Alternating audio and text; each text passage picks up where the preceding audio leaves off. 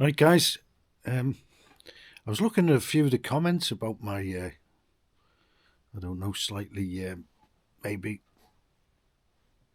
controversial, maybe to the point, um, comments about fixed meals and eating 3 meals a day and stuff like that. And some of the comments were like that like there's a drive in this part of the world and maybe Greece and Italy that people are outpouring their generosity and they they love to share things and all this. Now, most of these breakfast carbs are sold in places, and you see zakuska, and there's various forms of. It's all virtually all pastry and carbs and dough, and I I can have pastry now and again. I quite like the ones in Lidl because they're small, and I get a little one which I used to get a Pekin one with stuff in, and now I get like just a little swirl. It's only small, but I don't eat them first thing. I just like them now and again with a coffee, now and again. And so the thing about the sharing and that, and it's true. This is true, and the generosity is true. People are very generous in the Balkans um, and southern Europe. I don't know about Greece. I never noticed that in Greece actually. This pouring out of generosity, and they might do it to each other, but I've never experienced that. But I have it in Bulgaria. Absolutely. I mean, ultra generous people and all the rest of it. But a lot of it doesn't happen at 6 in the morning. This is the thing I was on about, that I could have, I could have lived, and I can, and I do. With the other times like 12 and 6, that's within my fasting window actually. So I can do that. That's not a problem. Uh, but the types of foods, again, that comes into it, and other things. But the main one really was just the breakfast. And this 6 a.m. stuff, and you won't find the generosity being poured out at 6 a.m. In fact, probably most of the breakfast places, the earliest they'll open is 7. And then it's mainly people like van drivers and stuff like that jumping in and out of cabs, buying a banitsa, or people on walking along. A lot of people just eat them walking along on the way to work, and to get probably good hangover food. But it's nothing to do with this great big social uh, gathering and outpouring of generosity, because I bought half the food anyway, so there was no giving involved. But anyway, so yeah, that I will say that's a part of life here, absolutely. And but the other thing is, I would point out actually that things have changed here, and these pastry places, there's a lot more of them now, and the pizza. It was quite hard to get pizza in Bulgaria years ago. They had a very small one actually, which I like because it's small, and it's called the Princessa, and it's kind of a Bulgarian pizza, and you don't see many of it now, but like, because they've just gone on to pizzas, and then places are everywhere. Now, what I would say in Bulgaria is the obesity has exploded, especially in our town. when I go to pick up stuff from Econs, which is the courier service, it's right next to the school, and I think that the kind of seniors, they're around about 14, 15, the kids, I think. The kind of senior school, and some of them are getting huge, you know. My heart sinks when I go to the shop next to Econ, and there's a load of shops around, and they're all selling these carbs and pizzas and bannitzes and whatever. And I would say carbs and sugar, and they get armfuls of sugary drinks, and you know, and how would you stop it? You know, I mean, I've often thought that how do you stop it? And it's hard. It's very difficult because that's a go-to thing. Once kids get the sugary tooth and all that, and that's it. And the carbs and then you're on a slippery slope. And these kids are getting huge, and it never used to be like that when I first came to Bulgaria. It wasn't like that. There were a few tubbies around, but not many at all compared with the UK and things like that. Whereas in the UK, it's probably levelled off. Because people can't afford food. But there's still a lot of lardy people there, and everywhere really. And so there's two things. One's about the generosity, which, you know, fair enough, and it's true. But like, you've got to work around that a little bit, and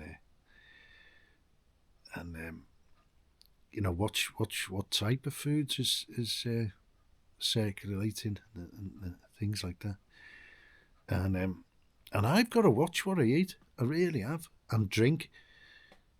And I like fizzy drinks, but I don't drink them, because they're the one thing I think when I start to really put on weight. Sugar, anything with sugar in it. Carbs, maybe not so much, but like, because I limit them. And I went on a carb-free diet, absolutely carb-free diet, and I lost a lot of weight very quickly. Years and years and years ago. That was the Atkins. But like, it didn't agree with me not having no carbs at all for some reason. I found a little bit, kind of, I don't know, as if it was undernourished in some way. So I do eat very, very limited carbs, but I do eat them, mainly in the form of rice, which I like. I don't get any ill effects from white rice. And potatoes, which is maybe, I don't know, because it's been a staple for that many hundreds of years now, that it kind of, the human body has adapted in certain places, you know, to potatoes. And in other places like Africa, they eat other stuff, maize meal, stuff like that, which doesn't seem to be that bad. Maize meal, because it's corn, you know. It's not like really, I don't know whether it's classed as a grain or whatever, but like, grains is another thing which I don't really, you know. I do have bread, but again, limited. I'll only have bread maybe once every 2 days, and I like toasted sandwiches. I had one yesterday, bacon and egg, and I like BLT as well. So it's not like a strict, absolutely strict regimen that I follow, or carnivore only. People go on that, and they do well for a while, and a lot of these diets, you do well for a while. Like veganism seems that like people mainly lose weight, which is always good, but then they then they disappear and lose even more weight, and they get a lot of gastrointestinal problems, vegans, because it's not really. I mean, this is a point of view. It's not really what we were designed to eat, vegan, and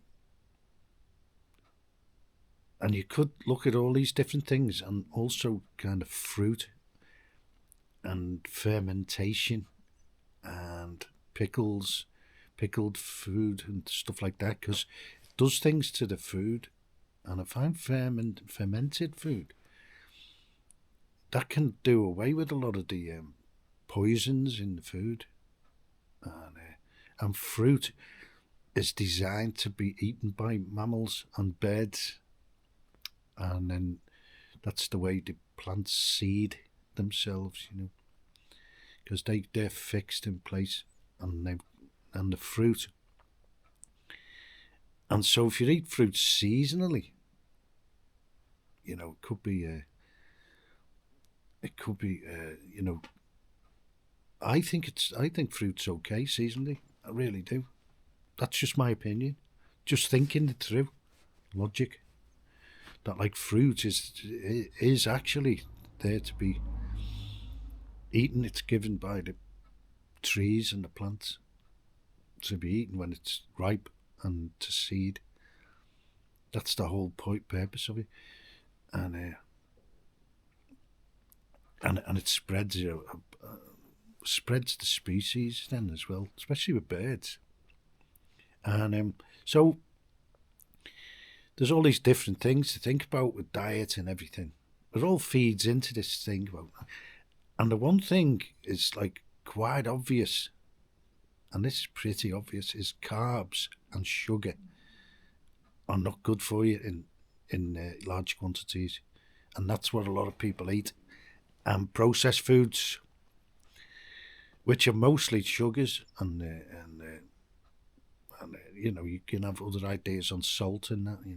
I think you need salt, and stuff like that, and you've got to come up with your own formula, really. And if you're doing okay on it, then you're doing okay on it, And I find I've just got a ton of beef, and I don't think I've been eating enough red meat and fats lately for the summer, at least this year at least. And I'm going to try and increase it now more, and because I've been eating a lot of chicken this season, this summer, because it's kind of available down the road, rotisserie chicken, ready made, which is probably the best way you can do chicken, because it's like just the animal, and they are local, the chickens. So I don't know how toxic they are with regard to antibiotics and stuff like that. I've no idea. I should try and find out, really, but you can only go so far sometimes, and so I know the chickens, and I've got a good idea where they come from, and the eggs, and you can tell the eggs are quite healthy, because if you have like supermarket eggs in the UK, some of them obviously not good. The pale inside, the watery, and my theory on eggs, right? This is a theory. It's like eating a stem cell. It's like everything inside that eggshell. Everything inside it is goodness, because that's going to form a new animal inside, just with all the ingredients inside. So there's all these active ingredients in there, and like it's all goodness to start life, to start a new animal. Now whether we should be eating whether we should be eating the form of another animal in that process is another discussion. But I would say it can't be all garbage inside an egg, and it's full of protein and all sorts. And I do well on eggs. I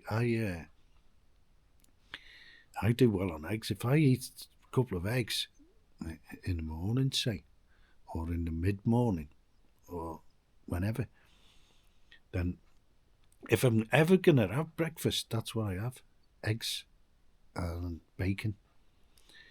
Eggs and bacon, or eggs or bacon, and not 6 a.m.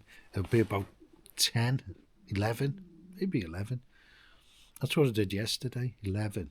And then I had them, inspired by my Romanian trip, I had goulash. Now, with this beef, I've just bought a load of beef, loads of it. I think it was 2, 4, about 7, 8 kilos. Various types. Some lovely high-class steaks, and then a load of stewing steak, which I used for this goulash. That was lovely, fantastic. So I'm just going to try and increase, especially now with the cold weather, the beef intake, and the fats, to keeps you warm. Now, people have commented as well that I look cold and I'm wrapped up.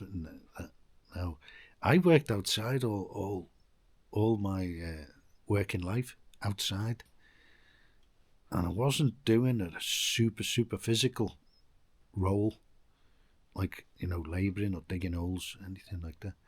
I was mainly with surveying equipment, so I learned over the years how to keep warm, and then coming inside and going back outside again. It can make you ill. But your body doesn't know whether it's coming or going, whether it's summer or winter or whatever. Now, so I found, over the years, and I became, you've got to become quite good at keeping warm. And I'm good at it, I'm really good at keeping warm. And not just with heating. I don't like central heating, because I've worked outside all my life, So develop all these things. It's just like the diet. But as long as you're thinking things through and coming up with your own solutions for everything, why should anyone bother? So the reason why I look wrapped up, and I'm wrapped up now. I've got the fire on, but I'm wrapped up because this little 1-bar fire. I mean, I'm in a big open plan ground floor here, and so it takes a while to warm up, and it's -4 this morning. But I'm toasty warm right now. I'm warm because I've got a big down coat on, and I find if you go outside as well first thing and have a little potter about, and then come in, it's your body's just naturally gets warm. I don't know why. And I used to have my office on site, not warm, not super hot. Now the managers and that, they didn't really go out too much in the winter, and the quantity surveyors and that, and they stayed in, and their offices were always baking hot because it was free as well. Free heating for them during the day at work. So it was always boiling hot. And I used to go in there and it'd be overheating, within minutes, because your body's I'm used to being outside, keeping warm with clothing, that's how I prefer to keep warm, and it's easy to do if you know what to wear. And I find this is ducked down, this jacket, and I've had this jacket maybe 20 years, and it's a bit scuzzy, it's a bit because you can't really wash them in the washing machine, so you've got to get them cleaned. And I find I can clean the outer shell by spraying a detergent, a mixture with your washing detergent that you put in the washing machine, and you can clean the outer shell by doing that and then putting it in the hot sun, and it'll evaporate a lot of the dirt in there, and and it's an outer shell anyway, and so it's not getting a lot of bacteria, I don't think. So I've got a few down coats. I've got 3 down, proper duck down. I've got and one of them's fantastic. I'll put it on one day. It's Timberland suede coat with down. It's very rare to get like a down coat. And then the other thing is your base layer. And I like to have, if I can, a cotton one, but when it gets really, really cold, I do put a fleece first layer on. When it gets really cold, like minus 5 and below, kind of put a fleece on, because the cotton can get, if you start sweating, the cotton can get damp and you get cold then. So we'll go full on fleece, and then down on the outside. And I don't know what it is, but I don't tend to like really overheat and sweat with down either. It's breathing. I mean, it's what ducks wear, and they're in freezing cold water, and other types of birds like that. And that's like, so it's the best stuff you can ever get. And seal skin in the Arctic, and that the Eskimos, they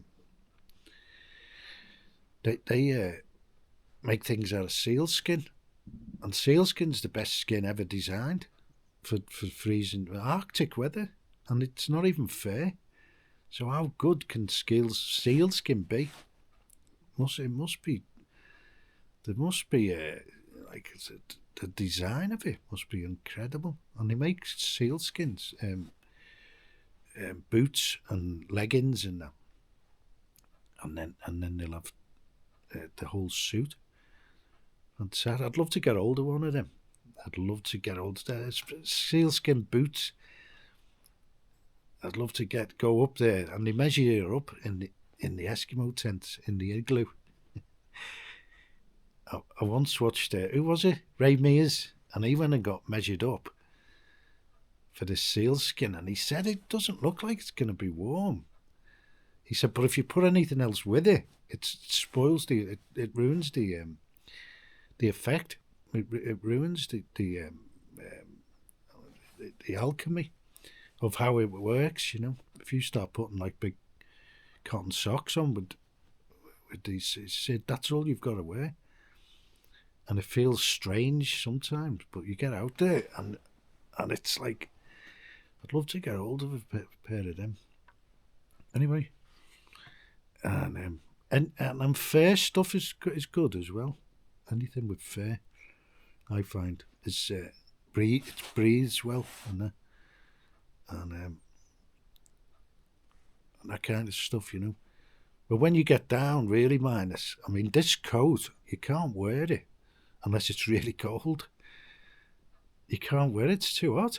And I've got a what's name as well, a proper wolfskin hat, and you can't wear it unless it's less than minus 5, 6. You can't wear it. It's too hot.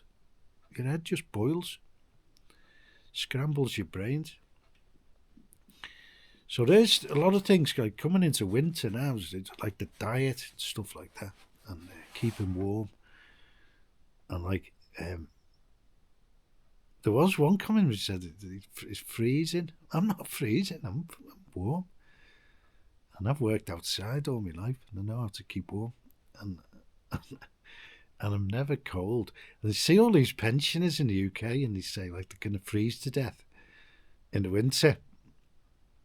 And they're sat there in like open next year. and like maybe a cardigan. And I'm thinking, well, it's no wonder you're cold, you know. And a pair of like, Marks and Spencer slacks on, you know. That's not going to cut it, in the winter. Especially if you can't afford the heating these days, go and get yourself some gear. Go and get yourself some proper gear and a down coat and some proper leggings. So like, I wear what's the name? Um, uh, what you call it? Fleece. Forget these words. Must be going senile. I wear fleece leggings, and then when it gets really cold, I just double it up, and you're just toasty warm. Your legs never get cold if you got that on. And then if it gets really cold, I've got the skiing pants, and I put them on, like snowboard pants. They're both the same thing, and you never get cold. And my feet never get cold because I've got these huge, like snow boots, carry more, and they weren't expensive, cheap. They're like half rubber ones and half leather, suede, and they're well lined, and again they're too hot to wear.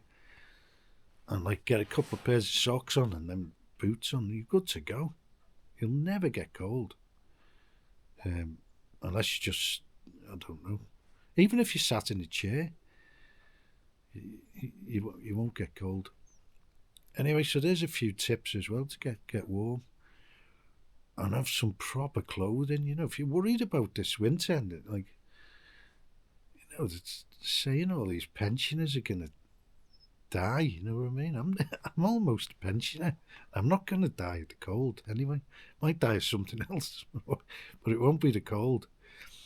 Absolutely no chance. No chance, because I know how to keep warm. As I say, after many, many years working all my life outside, and some of it in Scotland, where that can be a bit challenging. In Scotland, whoa, that's where you're talking cold. When the wind comes in it's the wind that does it. It does a lot of damage in the UK. Wind chill. Like here, there's hardly any wind, and especially when it's really cold. It's very rarely windy because it's clear, and it's high pressure zone, so there's no wind, and we don't get much wind here anyway. And the sun's coming out today. We've got crispy weather coming now for another 5 days, and I love it. And I'll be sat outside in the garden in the next half an hour. I think the sun comes over the ridge now about 25 to 10, and I'll be outside sitting in the sun, basking like a polar bear, a penguin, or a seal. but yeah, so I quite look forward to the winter here, and I get the fire going, I get the wood burner going, because it does get a certain type of cold in the house then, because you get the sun outside and it warms right up, but it doesn't in the house. And I keep meaning to put these things together, these solar collectors, and I just never do it because I've got the wood burner. So that'll come online. That comes online about 11, 12. But like if I'm going to go to the shops, I'll wait until I come back from the shops, and I go to shops about 11, and then I build the fire, and then when I come back, I'll light it. I've got to get some firelighters today. Put that on the list. Get that on the list. I've got to get some firelighters. I'm out. I thought I had some more, but I haven't. The prepping's broken down. So I'll get a load of them. And you can't buy them too far ahead like years, because they're like infused with gasoline type stuff or kerosene or whatever it is, and they'll dry up. over the years. And plus, you know, probably a fire hazard if you've got a ton of them knocking about, you know. And so that's that. So I'll keep the electric fire on. It takes the edge off up till 12 o'clock, 1 bar. And then after 12, that's it, roasting time. And then I'll have the slow cooker on. The last bit of the what's the name? The goulash. And then tomorrow I'm on to the chili con carne then. So that's another thing on the list. Get the mince out the freezer. And I've batched it all up now. And I should get, out of all that food, all that beef, which is a ton of beef, and it wasn't cheap. It's like but it's once every now and again. And it's kind of a, I buy it with the investment, the digital investment, which people say you can't buy things with. Okay, cheers.